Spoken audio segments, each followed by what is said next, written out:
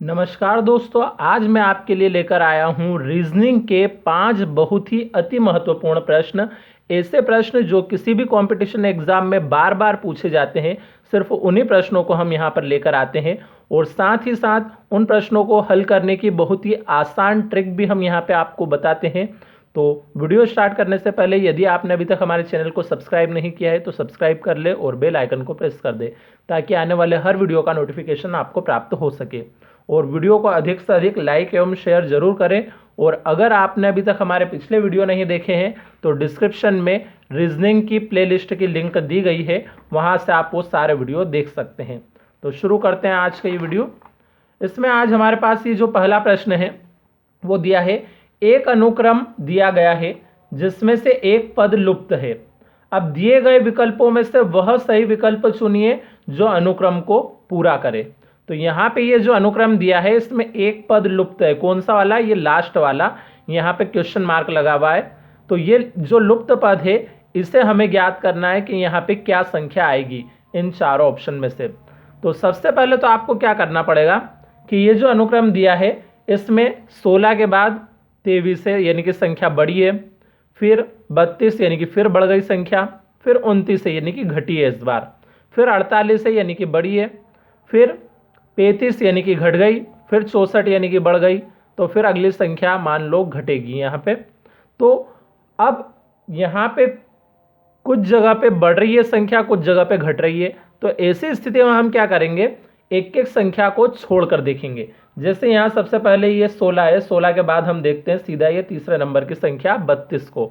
तो 16 के बाद ये 32 किस प्रकार से आया होगा, 2 का गुणा करके, 16 दूनी 32 मतलब डबल हुआ है।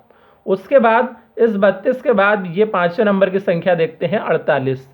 तो 16 का ही पहाड़ा यदि हम 3 बार बोल देते हैं तो 16 दूनी 32 और 16 तिया 48।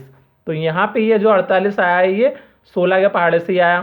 फिर वापस आगे बढ़े हम 7वें नंबर की संख्या को देखें तो अब 64 लिखा है, तो 16 चौक 64 मतलब यहाँ 16 का पहाड़ा चल रहा है। 16 एकम 16, 16 दूनी 32, 16 तिया 48, 16 चौक 64, ये तो 16 का पहाड़ा हुआ। लेकिन इससे तो हमारी अगली संख्या आ नहीं सकती यहाँ पे। तो अब हम क्या करते हैं, इन बची हुई संख्याओं को देखते हैं।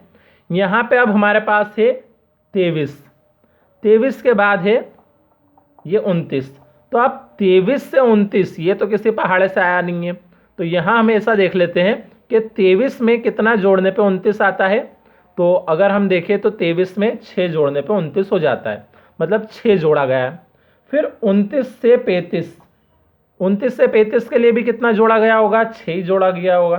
तो दोनों बार यदि 6 जुड़ा है तो आप 35 से अगली जो संख्या हमें यहाँ पे प्रश्नवाचक चिन्ह के जगह की जो लानी है उसके लिए भी क्या करें, 6 को जोड़ देते हैं। तो 35 प्लस 6 कितना हो जाएगा हमारे पास यहाँ पे 41। तो 41 कौन सा ऑप्शन में दिया है, ऑप्शन नंबर ए में, यानी कि ऑप्शन नंबर ए हमारा यहाँ पे राइट हो जाएगा। तो ये हमारा पहला सवाल कंप्लीट हुआ। अब सेकंड सवाल को अगर हम देखें तो निम्नलिखित श्रृंखला में ऐसे कितने नो हैं जिनके पहले 2 परंतु एकदम बाद में 5 नहीं है। तो क्या बताना है हमें, कितने नो हैं। नो, ये सबसे पहले हमने नो लिखा, जिनके पहले तो 2 हो, ये पहले 2 होना चाहिए नो के, परंतु एकदम बाद में 5 नहीं होना चाहिए। तो 9 के जस्ट बाद में 5 नहीं होना चाहिए, ये जो 5 है ना ये नहीं होना चाहिए। तो 2 9 5 का जोड़ा नहीं होना चाहिए, 2 9 और कोई और संख्या का जोड़ा हो जाना चाहिए। तो सबसे पहले अगर हम यहाँ पे देखें, 9 को हमको देखना है। सबसे पहले तो 9 कहाँ पे है, ये 9 है, 9 के आगे ये 2 है और एकदम बाद में क्या है, 5 है। तो ये एकदम बाद में 5 है, लेकिन हमें क्या बोला गया है कि एकदम बाद में 5 नहीं होना चाहिए, मतलब ये जोड़ा हम नहीं ले सकते हैं। तो इस जोड़े को हमें नहीं लेना है। अब हम अगले वाले पे आए, यहाँ पे ये 9 है, तो 9 के पहले 2 ही नहीं नजर आ रहा है, तो इससे हमें कोई लेना देना नहीं। अब यहाँ पे आते हैं हम इस वाले 9 पे, इस 9 के पहले भी 2 है और बाद में क्या है 5 है।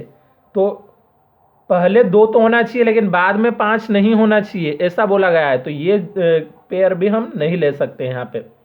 अब अगर 9 को देखें तो ये यहाँ पे है, यहाँ पे 9 के पहले 2 है और बाद में अब 5 नहीं है, इस बार 1 है। तो ऐसा ही हमें ढूंढना था, जिसके पहले 2 होना चाहिए लेकिन बाद में 5 नहीं होना चाहिए। तो यहाँ पे बाद में 5 नहीं है, तो ये वाला एक हमारा हो जाएगा, एक पेयर। अब यहाँ पे देखें तो 9 के पहले 5 है, 2 नहीं है। 9 के पहले तो हमें 2 चाहिए था, 2 है नहीं यहाँ पे, तो इसको तो हम नहीं ले सकते। अब इस 9 को देखें तो इस 9 के पहले 2 है हमारे पास और बाद में क्या है इसके 5 है, तो इसको भी हम नहीं ले सकते। अगले वाले 9 को देखिए, ये इस 9 के पहले 2 है और बाद में 4 है, तो हमें ऐसा ही चाहिए था कि पहले 2 होना चाहिए, बाद में 4, मतलब 5 नहीं होना चाहिए। तो 5 नहीं है यहाँ पे, तो एक पेयर हमारा ये हो जाएगा। और यहाँ पे अगर हम देखें तो इस 9 के तो पहले 2 नहीं है, पहले तो 2 होना चाहिए, तो ये भी नहीं लेंगे। तो हमारे पास कितने ऐसे पद रहे जो जिनके पहले 2 और बाद में 5 नहीं है, एक तो 1 और एक ये 2। तो हम यहाँ पे 2 कौन सा ऑप्शन में दिया है, ऑप्शन नंबर बी में, तो ऑप्शन नंबर बी यहाँ पे राइट हो जाएगा। अब अगला क्वेश्चन देखते हैं हम। अब यहाँ पे लिखा है यदि ड्राइवर को 5 और बिलीव्ड को 7 कोडित किया जाता है तो एग्जामिनेशन का कोड क्या होगा। तो ये प्रश्न दिखने में तो काफ़ी टफ नज़र आ रहा है, क्योंकि इसमें हमें ऐसा लगेगा कि इसकी कोडिंग करनी है, यानी कि हमें नंबरिंग करना पड़ेगी कि डी कौन से नंबर पे आता है, फिर आर कौन से नंबर पे आता है, और फिर हम उसे जोड़ने बैठे। लेकिन यहाँ इतना कुछ नहीं करना है इस क्वेश्चन में। हमें क्यों नहीं करना है, क्योंकि अगर हम इनकी नंबरिंग करके फिर जोड़ने बैठेंगे तो वो 5 तो आ ही नहीं सकता, क्योंकि यहाँ तो बहुत छोटी सी संख्या दी है 5 और 7। तो इसमें हम किसी और तरीके से सोच कर देखते हैं। कोई और तरीका क्या, अगर हम देखें यहाँ पे ड्राइवर में, तो ड्राइवर में कितने अक्षर है, 3 और 3 6 अक्षर है, लेकिन यहाँ लिखा है कितना 5। तो 6 में से कितना माइनस करने पे 5 आ सकता है, 1 माइनस करने पे आ सकता है। ऐसे ही बिलीव्ड में कितने अक्षर है, 3 3 6 और 2 8। 8 को लाना हमें क्या है, 7 लाना है। तो 8 में से कितना माइनस करे कि 7 आ जाए, तो इसमें भी 1 माइनस किया, तो दोनों में 1 माइनस किया गया है। तो अब एग्जामिनेशन के लिए भी हम ऐसा ही करते हैं।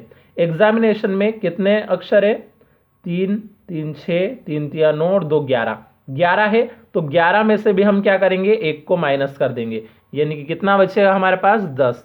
तो 10 कौन से ऑप्शन में दिया है हमारे पास, ऑप्शन नंबर बी में, यानी कि इसका ऑप्शन नंबर बी यहाँ पे राइट हो जाएगा। तो ये सवाल कोई टफ नहीं था, बहुत आसान था, क्योंकि इसमें हमें नंबरिंग नहीं करनी थी, बल्कि डायरेक्ट उनके अक्षर गिन के सोचना था। अब अगला क्वेश्चन देखते हैं हम। अगला जो क्वेश्चन है हमारा वो है, दिए गए विकल्पों में से संबंधित संख्या को चुनिए। अब यहाँ क्या है हमारे पास, 3:15, फिर समानुपात और फिर क्वेश्चन मार्क अनुपात क्वेश्चन मार्क।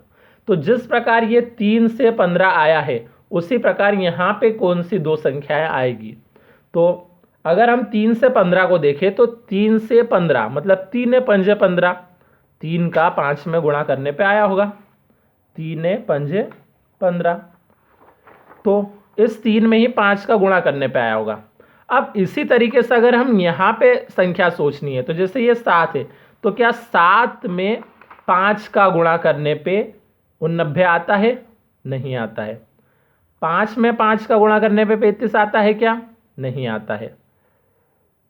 3 में 5 का गुणा करने पे 24 आता है क्या, या 11 में 5 का गुणा करने पे 99 आता है। किसी में भी 5 का गुणा करने पे वो अगली संख्या नहीं आएगी। तो अब यहाँ 5 का गुणा करके तो लाया नहीं गया होगा, अब किस तरीके से लाया गया होगा वो हमें सोचना है। ये 5 को अगर हम देखें तो 3 क्या थी, एक अभाज्य संख्या है, 5 भी क्या है, एक अभाज्य संख्या है। तो 3 के जस्ट बाद वाली ही अभाज्य संख्या है ये 5।